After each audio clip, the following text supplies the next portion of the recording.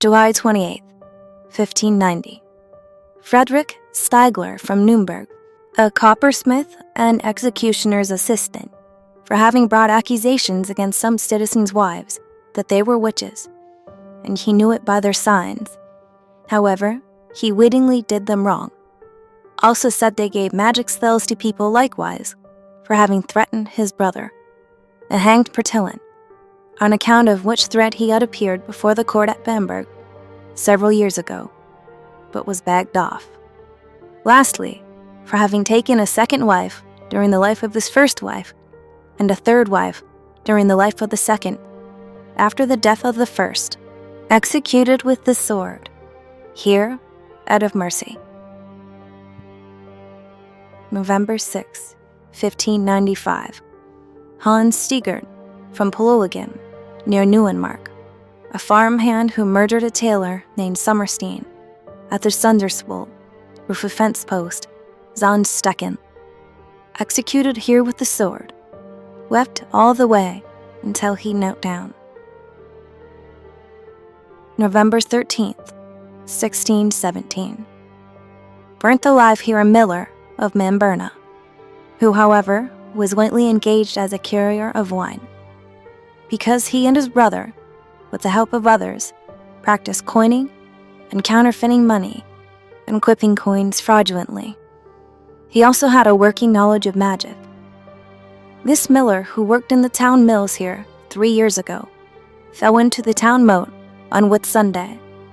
It would have been better for him if he had been drowned, but it turned out, according to the proverb, that what belongs to the gallows cannot drown in water. This was the last person whom I, Master France, executed. But my grand business is to acquit myself and come off fairly as I can. As to those grievous obliques and invectives for not severing my lord's head from his body at one blow, and indeed had I given my lord more blows than one out of design, to put him to more than ordinary pain, as I have been taxed, I might justly be exclaimed on as guilty of greater inhumanity than can be imputed even to one of my profession.